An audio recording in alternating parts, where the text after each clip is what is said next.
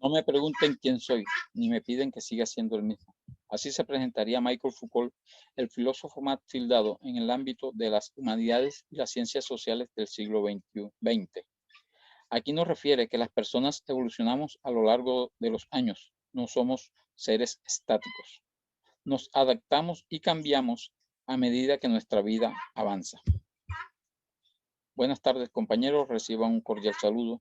Mi nombre es Jorge Martínez y mi compañera Dina Carmona. Quiero dar gracias a Dios por permitirnos estar aún con vida en medio de este desastre mundial por la pandemia.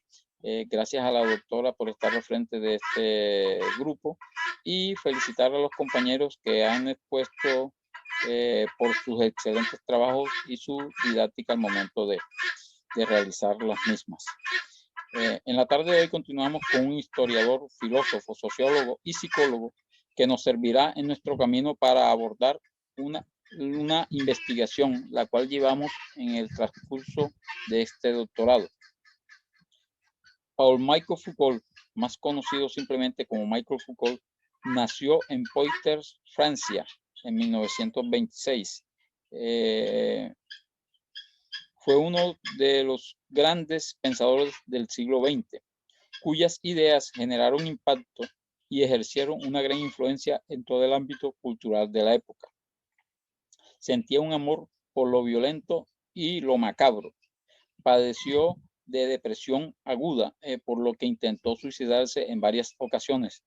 Todo esto debido a su inclinación por el homosexualismo, que en la época era un tabú. Murió el 25 de junio de 1984 en París debido a las secuelas dejadas por el VIH.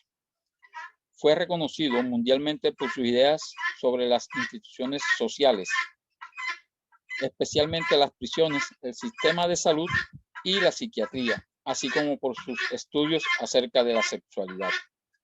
Ideas que junto a su propia biografía y obra revisaremos a lo largo de este espacio.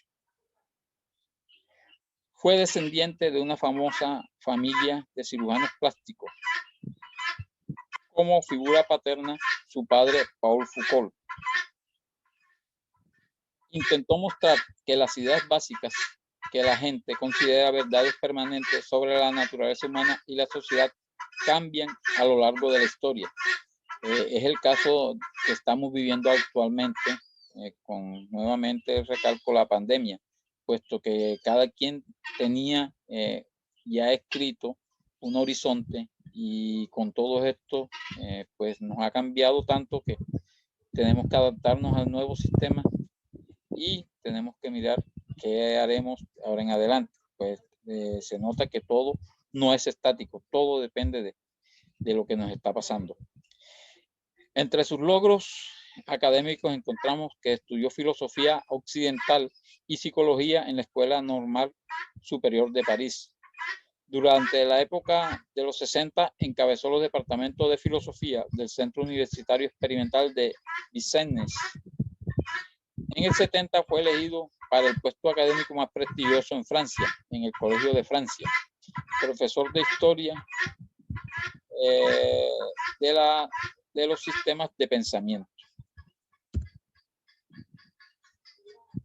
Miremos estos diseños o estas imágenes y digamos o hagamos referencia a esta pregunta.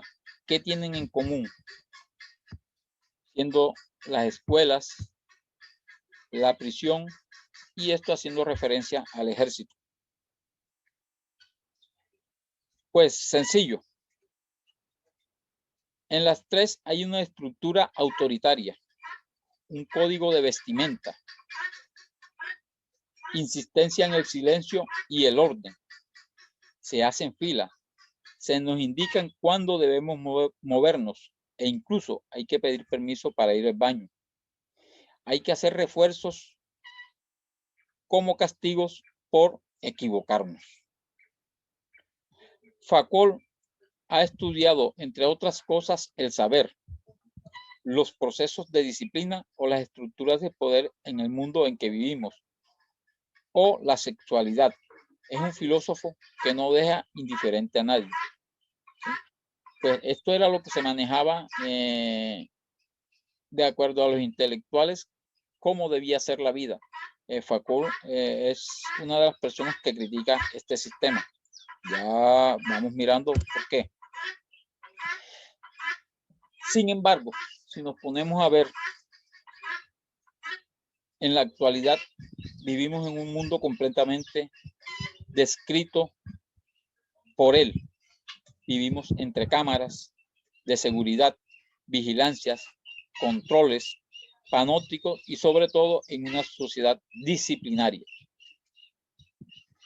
Pues la fábrica, el hospital o la escuela son maquinarias de domesticación que llevamos anclada en nuestro cuerpo de manera invisible y que Foucault denomina anatomopolítica.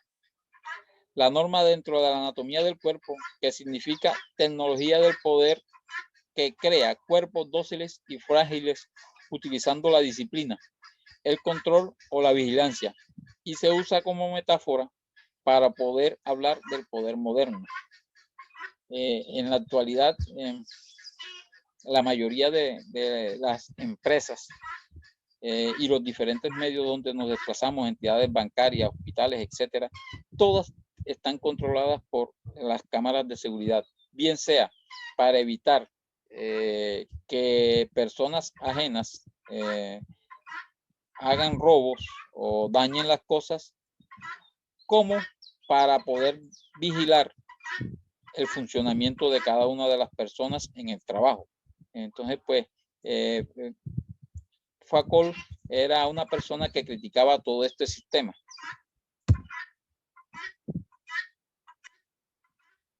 Se podría decir, o para mi pensar, el señor Michel Foucault escribió 286 obras, por lo que yo diría que no tuvo vida social. 286 obras. En el tiempo que estuvo con vida, ¿de cuántas obras por año? Imagínense. Es muy extensa y trató temas tan raros en filosofía como la clínica, la locura, la infamia, la sexualidad, el fascismo, los anormales, las palabras o el poder del Estado. Los invito a que dentro de sus 286 obras, aquí tenemos algunas cuantas, pues leamos algo para que veamos la diferencia en cada aspecto. No gustaba de los hábitos académicos. Era contrario a todos los intelectuales de la época, porque ellos marcaban una línea definida y él no era así. Él siempre pensaba que uno debía cambiar. Como es el caso que para los intelectos como Louis Althusser, padre del marxismo francés, y Jean-Paul Sartre, consideraban que Foucault era un intelectual universal de los que todo lo sabe y no un intelectual de las pequeñas cosas o un intelecto específico. Foucault defendía que un intelectual no era una persona especializada con carrera universitaria. Por el contrario, él decía que aquel que era capaz de conocer un tema tan a fondo, de señalar sus grietas, era un intelectual. Y es esa persona que domine un tema de cualquier índole, pero solo un tema, solo uno, capaz de escudriñar hasta lo más mínimo detalles de ese tema. Eso consideraba él que era un intelectual. Finalmente, a Foucault le molestaba el hecho de no cambiar de pensamiento. Pues dentro de las discusiones que tuvo con los señores aquí en la diapositiva, llegó el momento en que llegó a enojarse y les llegó a decir: ¿ustedes piensan que llevo tanto tiempo leyendo e investigando para pensar siempre igual? Él afirma que hay momentos en la vida en los que pensar distinto de cómo se piensa es imprescindible para seguir pensando. Se puede afirmar que hay momentos en la vida en los que vivir distinto de cómo se vive es imprescindible para seguir viviendo. Foucault diría que contradecirse es un deber. Él, como Marx, consideraban que todo pensamiento es histórico y que tal como aparece se borra en los límites del mar como un rastro en la arena. Piensa que todo lo que hay en nuestra sociedad que parece tan natural es construido y por tanto también puede ser destruido, como es la identidad, la sexualidad, la verdad, las leyes, el lenguaje, la enfermedad, la locura, las palabras. Por eso nos invita a hacer filosofía desde la práctica, pues cualquier tipo de especulación sin praxis es inútil. En cuanto al eje central en su obra, podemos decir que habla básicamente de tres cosas: del saber, del que se dio en los años o en la década de los 60, del poder, que fue durante la época de los 70, y de la sexualidad hasta finales de su vida en 1984. Nos vamos a enfocar en el saber en esta primera etapa. Se refiere que el saber es la única libertad del ser.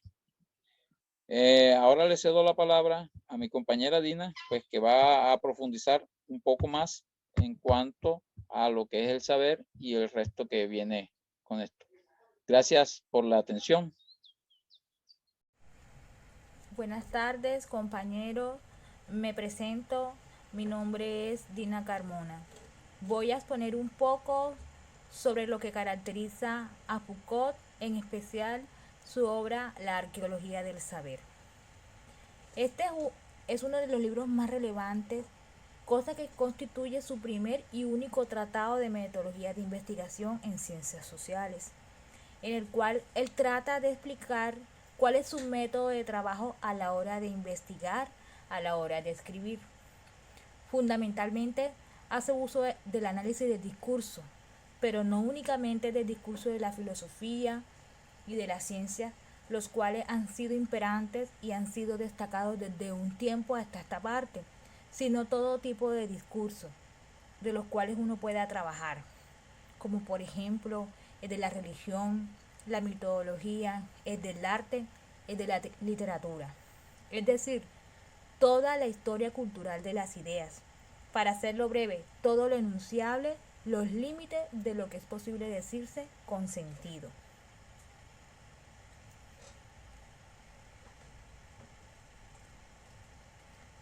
Foucault refiere que las ciencias del hombre, o las ciencias humanas, o las ciencias sociales, definen cuál es su objeto de estudio, es decir, qué es lo que van a estudiar y cómo lo van a estudiar, es decir, el método. Y al definirlo, están hablando acerca de ese objeto, le están constituyendo, le están formando. Por ejemplo, la psicología, la economía, la sociología o la historia no descubren nada, construyen su objeto de estudio y su método propio. No van develando verdades ocultas o leyes universales o naturales. Ellos edifican, ellos labran su objeto y su método. Foucault relata que no hay hechos o cosas, ya que si los hubiera, serían tan plurales, incoherentes y diversos que serían caóticos. En cambio, los discursos que proliferan sobre esos hechos o sobre esas cosas sí pueden ser múltiples y discontinuos. Por ejemplo, ¿qué tendría que ver la psicología de Sigmund Freud, de Albert Ellis, de Kant, de Iván Pavlov, de Skinner, de Watson? Y eso si solo se habla de la ciencia de la psicología. Si lo ampliamos, ¿qué tendría que ver todos estos tipos de psicología, como la psiquiatría, como la neurociencia, como la psicología? Ninguna. ninguna de las tres tienen puntos en común. Foucault defiende que lo que decimos acerca de un objeto de estudio en una ciencia determinada dice más de nosotros mismos que del objeto en sí, de nuestra propia subjetividad.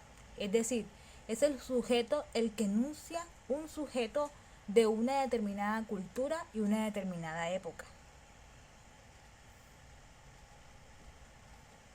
Dijo René Descartes, código ergo sum, pienso y luego existo. Siempre nos olvidamos de la parte del ego. Ego, cogito, ergo sum. Yo pienso, yo existo. Él es el yo pensante, el yo racional, el yo que enuncia. Un discurso puede existir dentro de un determinado conjunto de reglas que define lo que puede decirse con sentido. Esas reglas no son solamente semánticas o sintácticas o lógicas, sino tiene que ver cómo están entrelazados ese discurso en un campo más amplio del tramado del discurso, a los que hace referencia o se referencia. Ejemplo, si yo digo, la montaña de oro está en California, es un enunciado semántico y sintáctico que está recto, que está lógico, pero no tiene sentido alguno si lo sacamos fuera de cualquier contexto. En cambio, la palabra lacton puede estar mal escrita, pero todos sabemos a qué se refiere el enunciado, qué significa o qué es una lacton. Del mismo modo, esto es el límite de lo decible, de lo enunciable, de lo que es posible ser dicho con sentido, o en un sentido mucho más amplio, la epísteme. Todo discurso está inmerso en una regla de formación del discurso, es decir, que pueda ser dicho y aceptado como consentido, como valedero, como verdadero, desde el punto de vista del sentido común. Por lo tanto, ¿qué estudia la arqueología del saber? El origen, por supuesto. De ahí viene la palabra arqueología. Pero también el desarrollo y las discontinuidades en los discursos acerca de qué se dice acerca del hombre, por ejemplo, en las ciencias humanas, cómo se lo dicen, cuáles son las posibilidades, el contexto de emergencia. La arqueología no viene a develar un origen secreto o a descubrir la esencia de nada, no. Esto sería caer en la linealidad de otra forma de pensamiento según Foucault. La arqueología está creando una forma de discurso y está construyendo desde luego su objeto de discurso, su objeto de estudio. La arqueología estudia, por tanto, también las transformaciones o rupturas diacrónicas y sincrónicas. Eso es lo que lo diferencia del pensamiento de Foucault con casi otro filósofo moderno, que precisamente los discursos cambian, mutan, algunas ramas se extinguen, no estudian la racionalidad o la linealidad en la evolución del pensamiento de la historia de la filosofía o de las ideas. Es decir, no estudia la evolución del pensamiento, no mira desde nuestro punto de vista el pensamiento del pasado. Estudia rupturas diacrónicas, por ejemplo, de una época a otra, la ruptura de la forma de pensamiento del discurso, y sincrónicas, como en una misma época, como fluyen diversos discursos y no concluyen entre sí respecto de una misma temática. Ejemplo, el hombre en las ciencias humanas, como cada uno lo aborda de forma plural y diferente. ¿Qué no hace la arqueología del saber? No estudia la historia global, total, general o universal. Es decir, no estudia linealmente los hechos, como unos causan a otros, sino que los hechos pueden ser multicausales. Ejemplo, la historia no van descubriendo razones históricas, sino que va entrelazando entramados, hechos aparentemente aislados entre sí. Como por ejemplo, una determinada batalla puede ser causa de una motivación humana o por recursos, que puede ser encontrada en una carta de un personaje que se hayan mandado entre sí, que luego puede ser revelada, o incluso el clima, que es algo muy común actualmente. Hay estudios respecto a cómo el clima ha influenciado en la historia también. Esto es básicamente el pensamiento de Foucault. No es la historia de las ideas que tanto gusta de la continuidad, de la linealidad. Es decir, que se ha valido de la evolución, del progreso positivista para analizar la historia como en etapas o en periodos o autores que pertenecen a determinadas influencias. No, sino todo lo contrario. Una historia más o menos centrada en la discontinuidad y en las rupturas. Espero que les haya quedado claro y comprendido un poco la metodología de Foucault y lo apliquen o tomen de referencia para su proyecto de investigación doctoral. Gracias por su atención.